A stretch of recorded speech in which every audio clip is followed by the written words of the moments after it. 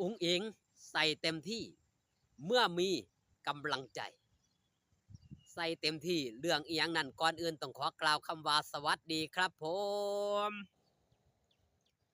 สวัสดีพี่น้องป้องปายมิตรหมอแคนแฟนหมอลำแฟนคลับเอฟซีสาวน้อยเพชรบานแพงแฟนคลับเอฟซีลาดหน่อยอุ้งอิงสู้ขู่สู้คนนะครับเด้อมาพอมาพบกันในเวลา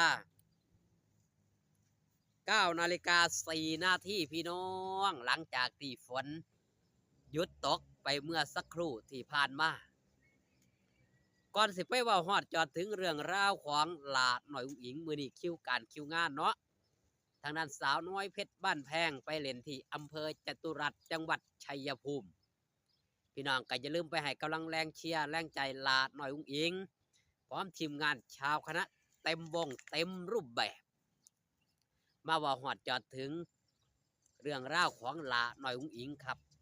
ออกมาเคลื่อนไหวเมื่อทำการแสดงเสร็จส่งงานจ้าขอบพระคุณพ่อแม่ทุกท่านที่มาให้กำลังใจ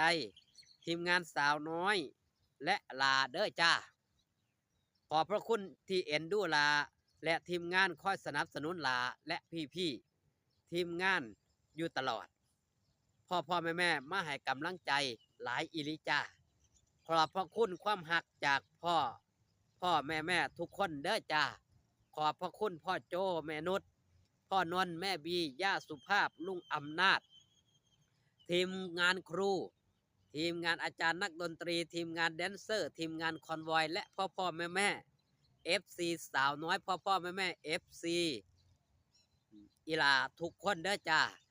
ที่มาให้กำลังใจลาและพี่ทีมงานสาวน้อยในมือนี้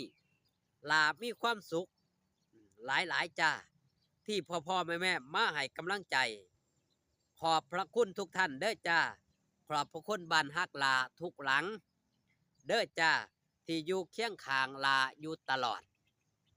ลาฮักพ่อแม่เด้อจ้าขอบพระคุณบ้านฮักนั่นคือความเคลื่อนไหวของลาหน่อยอุ๋งอิงพร้อมกับแนบรูปทรงงานคือเก่าคือเดิมของลาหน่อยอุ๋งอิงบอเปลี่ยนแปลงครับหลังจากที่ทำการแสดงเสร็จกสิออกมาทรงการทรงงานให้กับพ่อแม่ที่ไปทรงกำลังใจให้ลาหน่อยอุ๋งอิงเมื่อคืนพี่น้องมิตรหมอแคนแฟนหมอลำผู้ใดได้เบิ่งอยู่ทั้งบ้านโนนเนาะอำเภอวาปีปทุมจังหวัดมหาสารคามพี่น้องเห็นความอบอุ่นครับก่อนทำการแสดงมีการรดน้ำดำหัวผู้รักผู้ใหญ่มีการแจกทั้งวงอย่างบอสโจเพิ่นก็ได้แจกทั้งวง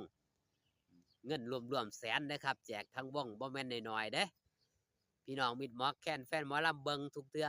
เพิ่นก็จะแจกเรื่อยๆเมื่อวันเวลาและโอกาสที่มันเหมาะสมคือกับลาน้อยนี่มีโอกาสก็ได้แจกทีมงานสู้ขู่สู้คนเชกเข็นเดียวกันนั่นคือความหักความแพงความเมตตา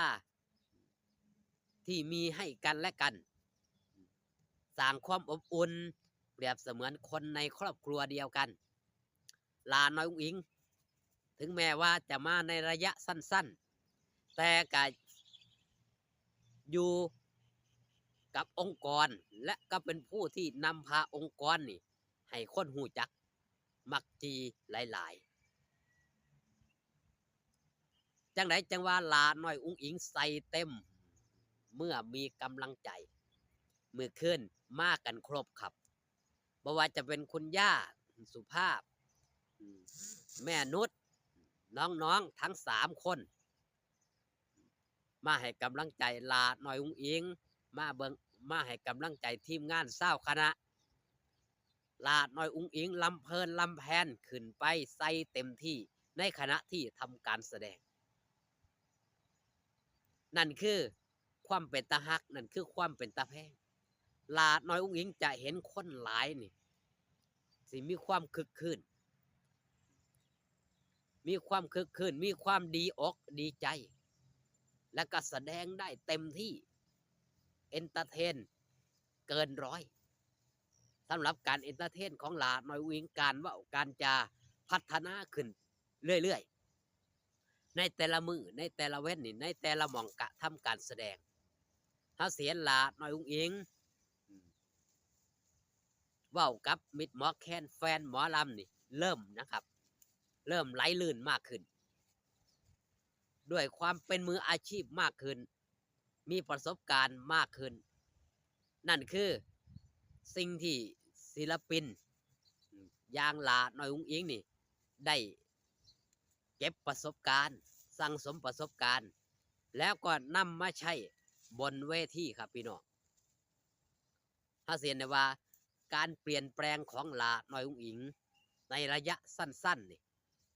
แต่เปลี่ยนแปลงไปอย่างรวดเร็วบอกเคยมีศิลปินคนใด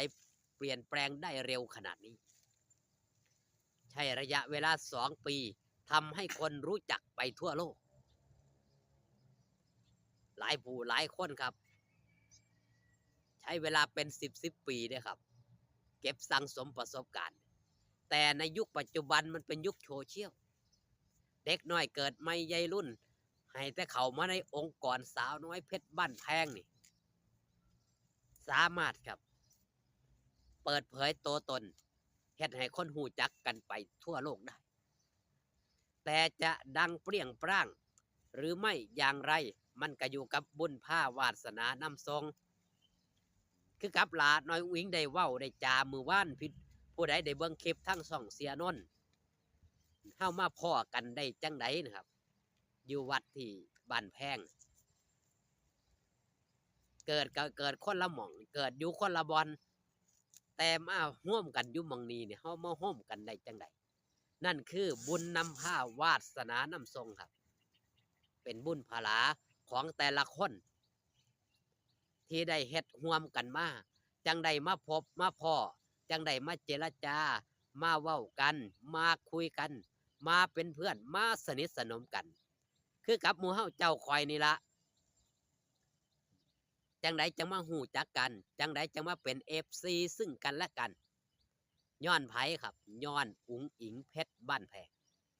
ถ้าบ่มีอุ๋งอิงผมเชื่อหลายๆคนบ่รู้จักสาวน้อยเพชรบ้านแพงผู้เข้ามาใหม่นี่รู้จักสาวน้อยเพชรบ้านแพงเพราะหลาน้อยอุ๋งอิงเป็นส่วนมากครับ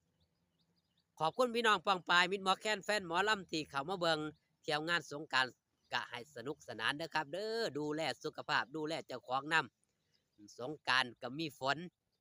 พอกันคลิปหน้าสบายดีครับผม